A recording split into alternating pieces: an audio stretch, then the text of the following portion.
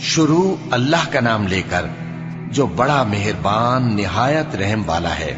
लोगों, अपने परवरदिगार से डरो कि क़यामत का जलजला एक हादिसा अजीम है।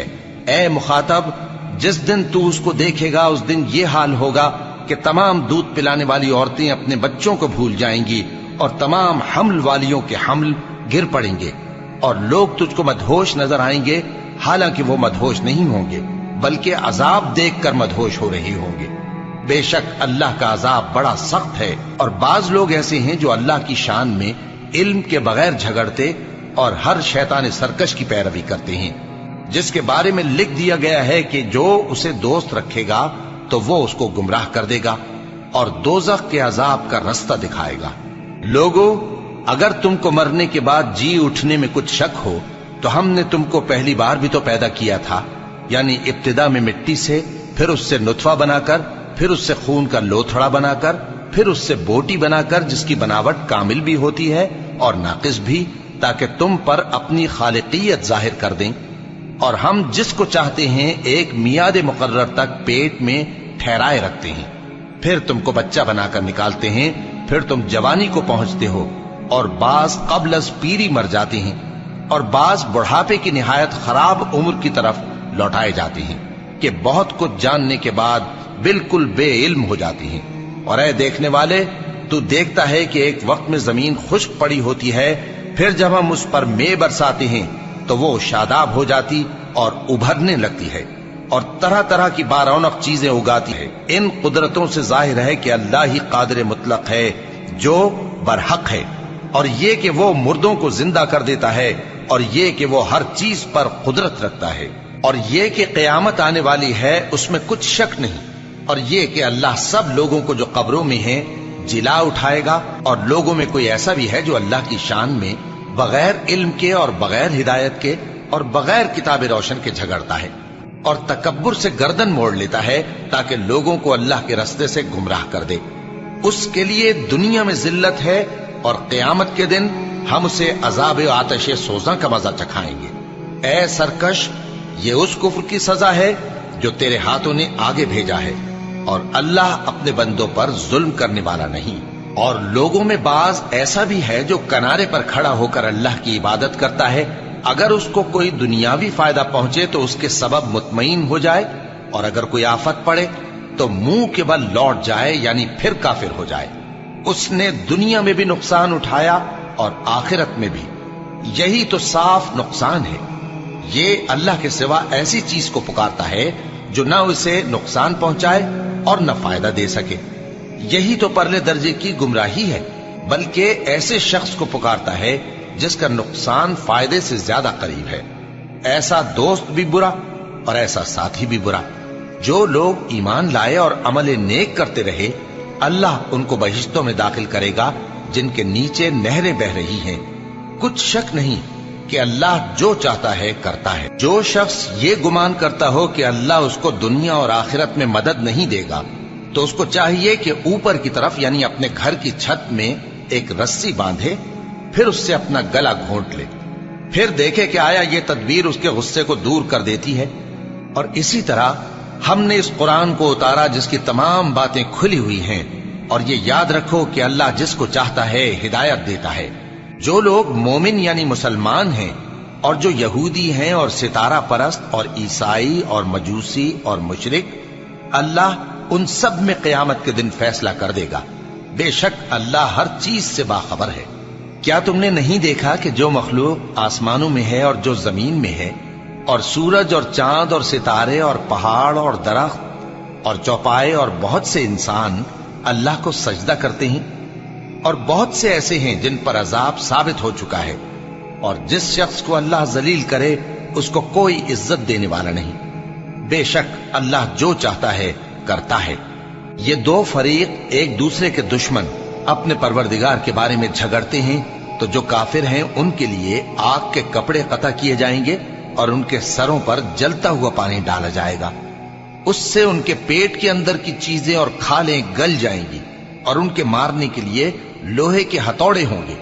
जब वो चाहेंगे कि उस रंजो तकलीफ की वजह से दोज़ख से निकल जाएं, तो फिर उसी में लौटा दिए जाएंगे और कहा जाएगा کہ جلنے کے عذاب کا مزہ چکھتے رہو۔ جو لوگ ایمان لائے اور عمل نیک کرتے رہے، اللہ ان کو بہشتوں میں داخل کرے گا جن کے تلے نہریں بہ رہی ہیں، وہاں ان کو سونے کے کنگن پہنائے جائیں گے اور موتی، اور وہاں ان کا لباس ریشمی ہوگا، اور ان کو اچھی بات کی طرف رہنمائی کی گئی اور خوبیوں والے مالک کی راہ بتائی گئی۔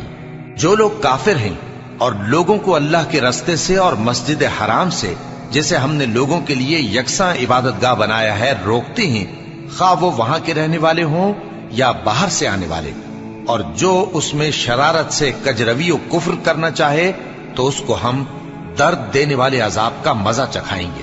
اور ایک وقت تھا جب ہم نے ابراہیم کو خانہ کعبہ کا مقام بتا دیا اور ارشاد فرمایا کہ میرے ساتھ کسی چیز کو شریک نہ کیجو، اور طواف کرنے والوں اور قیام کرنے والوں اور رکوع کرنے والوں اور سجدہ کرنے والوں کے لیے میرے گھر کو صاف رکھا کرنا، اور لوگوں میں حج کے لیے اعلان کر دو کہ تمہاری طرف پیدل اور دبلے دبلے اونٹوں پر جو دور دراز رستوں سے چلے آتے ہوں سوار ہو کر چلے آئیں، تاکہ اپنے فائدے کے کاموں کے لیے حاضر ہوں۔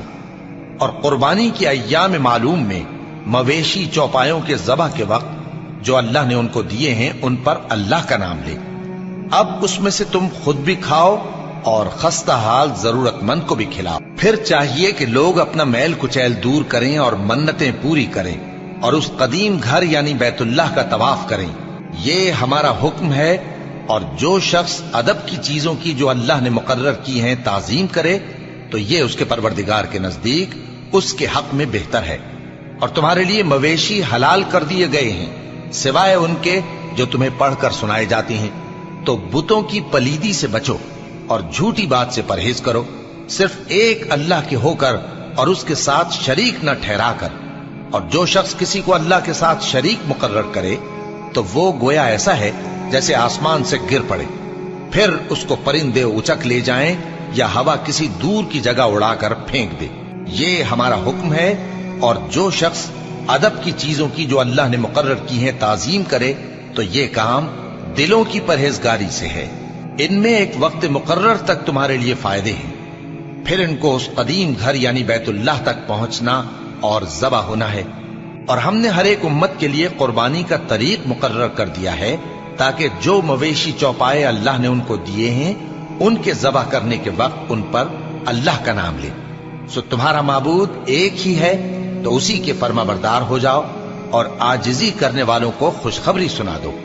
یہ وہ لوگ ہیں کہ جب اللہ کا نام لیا جاتا ہے تو ان کے دل ڈر جاتے ہیں، اور جب ان پر مصیبت پڑتی ہے تو صبر کرتے ہیں اور نماز آداب سے پڑھتے ہیں، اور جو مال ہم نے ان کو عطا فرمایا ہے اس میں سے نیک کاموں میں خرچ کرتے ہیں۔ اور قربانی کے اونٹوں کو بھی ہم نے تمہارے لیے اللہ کے شعائر مقرر کیا ہے، ان میں تمہارے لیے فائدے ہیں، تو قربانی کرنے کے وقت قطار باندھ کر ان پر اللہ کا نام لو، پھر جب پہلو کے بل گر پڑے تو ان میں سے کھاؤ، اور قناعت سے بیٹھ رہنے والوں اور سوال کرنے والوں کو بھی کھلاؤ۔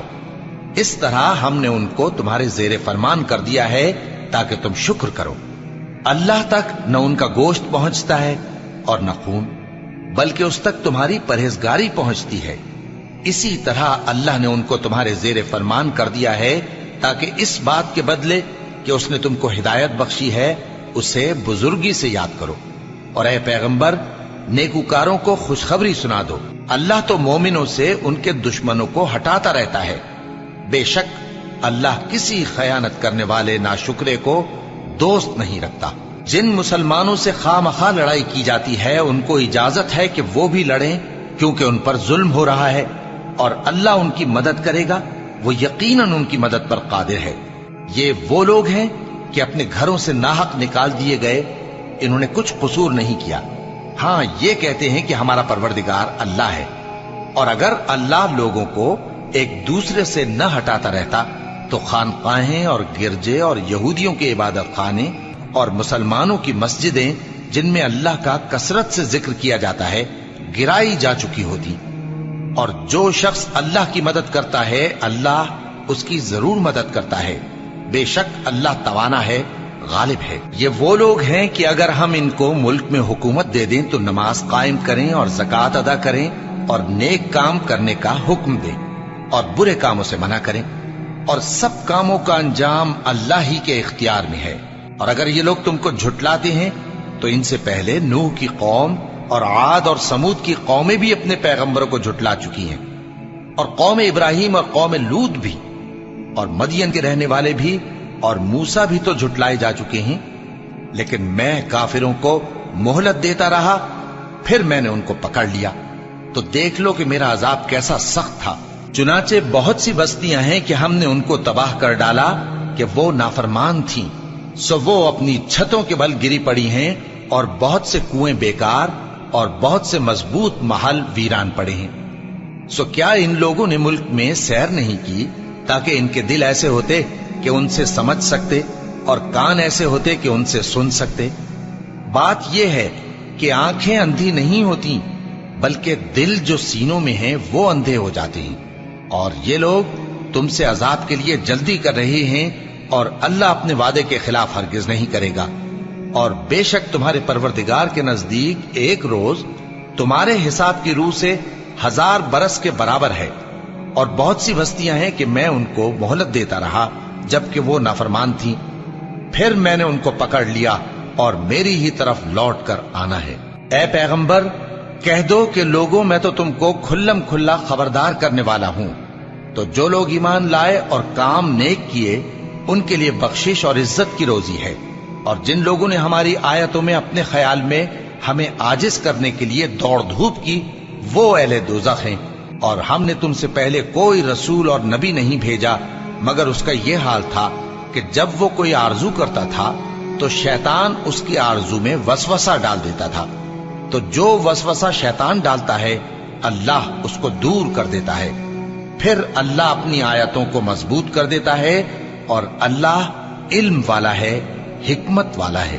غرض اس سے یہ ہے کہ جو وسوسہ شیطان ڈالتا ہے اس کو ان لوگوں کے لیے جن کے دلوں میں بیماری ہے اور جن کے دل سخت ہیں ذریعہ آزمائش ٹھہرائے۔ بے شک ظالم لوگ مخالفت میں دور جا پڑے۔ اور یہ بھی غرض ہے کہ جن لوگوں کو علم عطا ہوا ہے وہ جان لیں کہ وہ یعنی وہی تمہارے پروردگار کی طرف سے حق ہے، تو وہ اس پر ایمان لائیں اور ان کے دل اللہ کے آگے عاجزی کریں۔ اور جو لوگ ایمان لائے ہیں اللہ ان کو سیدھے رستے کی طرف ہدایت کرتا ہے، اور کافر لوگ ہمیشہ اس کی طرف سے شک میں رہیں گے، یہاں تک کہ قیامت ان پر ناگہاں آ جائے یا ایک نامبارک دن کا عذاب ان پر آ واقع ہو۔ اس روز بادشاہی اللہ ہی کی ہوگی اور وہ ان میں فیصلہ کر دے گا، تو جو لوگ ایمان لائے اور عمل نیک کرتے رہے وہ نعمت کے باغوں میں ہوں گے، اور جو کافر ہوئے اور ہماری آیتوں کو جھٹلاتے رہے ان کے لیے ذلیل کرنے والا عذاب ہوگا۔ اور جن لوگوں نے اللہ کی راہ میں ہجرت کی پھر مارے گئے یا مر گئے ان کو اللہ اچھی روزی دے گا، اور بے شک اللہ بہترین رزق دینے والا ہے۔ وہ ان کو ایسے مقام میں داخل کرے گا جسے وہ پسند کریں گے، اور اللہ تو جاننے والا ہے، بردبار ہے۔ یہ بات اللہ کے ہاں ٹھہر چکی ہے، اور جو شخص کسی کو اتنی ہی ایذا دے جتنی ایذا اس کو دی گئی، پھر اس شخص پر زیادتی کی جائے تو اللہ اس کی مدد کرے گا۔ بے شک اللہ معاف کرنے والا ہے، بخشنے والا ہے۔ یہ اس لیے کہ اللہ رات کو دن میں داخل کرتا ہے اور دن کو رات میں داخل کرتا ہے، اور اللہ تو سننے والا ہے، دیکھنے والا ہے۔ یہ اس لیے کہ اللہ ہی برحق ہے، اور جس چیز کو کافر اللہ کے سوا پکارتے ہیں وہ باطل ہے، اور اس لیے کہ اللہ اونچی شان والا ہے، بڑا ہے۔ کیا تم نہیں دیکھتے کہ اللہ آسمان سے مے برساتا ہے تو زمین سرسبز ہو جاتی ہے؟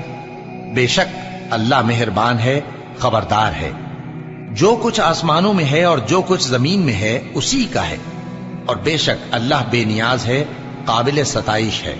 کیا تم نہیں دیکھتے کہ جتنی چیزیں زمین میں ہیں سب اللہ نے تمہارے زیر فرمان کر رکھی ہیں، اور کشتیاں بھی جو اسی کے حکم سے سمندر میں چلتی ہیں، اور وہ آسمان کو تھامے رہتا ہے کہ زمین پر نہ گر پڑے مگر اس کے حکم سے۔ بے شک اللہ لوگوں پر نہایت شفقت کرنے والا مہربان ہے۔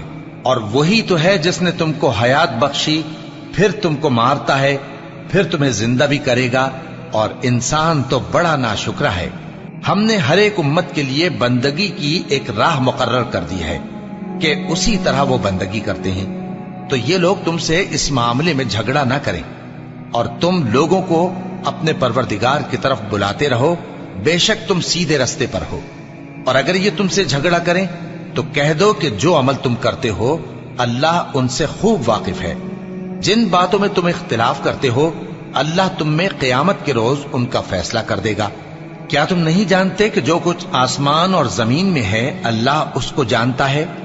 یہ سب کچھ کتاب میں لکھا ہوا ہے، بے شک یہ سب اللہ کو آسان ہے۔ اور یہ لوگ اللہ کے سوا ایسی چیزوں کی عبادت کرتے ہیں جن کی اس نے کوئی سند نازل نہیں فرمائی، اور نہ ان کے پاس اس کی کوئی دلیل ہے، اور ظالموں کا کوئی بھی مددگار نہیں ہوگا۔ اور جب ان کو ہماری صاف صاف آیتیں پڑھ کر سنائی جاتی ہیں تو ان کی شکل بگڑ جاتی ہے، اور تم ان کے چہروں میں صاف طور پر ناگواری دیکھتے ہو۔ ایسا لگتا ہے کہ جو لوگ ان کو ہماری آیتیں پڑھ کر سناتے ہیں ان پر حملہ کر دیں گے۔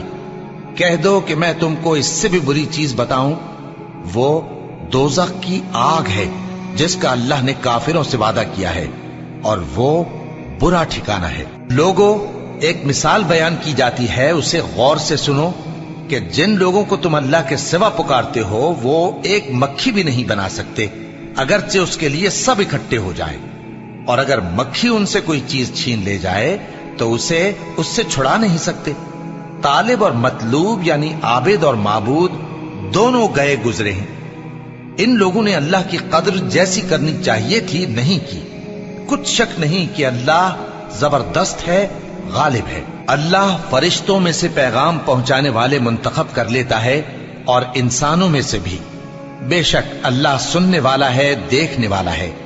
جو ان کے آگے ہے اور جو ان کے پیچھے ہے وہ اس سے واقف ہے، اور سب کاموں کا رجوع اللہ ہی کی طرف ہے۔ مومنوں، رکوع کرتے اور سجدہ کرتے اور اپنے پروردگار کی عبادت کرتے رہو اور نیک کام کرو تاکہ فلاح پاؤ، اور اللہ کی راہ میں جہاد کرو جیسا جہاد کرنے کا حق ہے۔ اس نے تم کو منتخب کیا ہے اور تم پر دین کی کسی بات میں تنگی نہیں کی، اور تمہارے لیے تمہارے باپ ابراہیم کا دین پسند کیا۔ اسی اللہ نے پہلے یعنی پہلی کتابوں میں تمہارا نام مسلم رکھا تھا، اور اس کتاب میں بھی وہی نام رکھا ہے۔ تو جہاد کرو تاکہ پیغمبر تمہارے بارے میں گواہ ہوں اور تم لوگوں کے مقابلے میں گواہ رہو۔ سو مسلمانوں، نماز قائم کرو اور زکوٰۃ دو اور اللہ کے دین کی رسی کو پکڑے رہو، وہی تمہارا دوست ہے۔ سو وہ کیا خوب دوست ہے اور کیا خوب مددگار ہے۔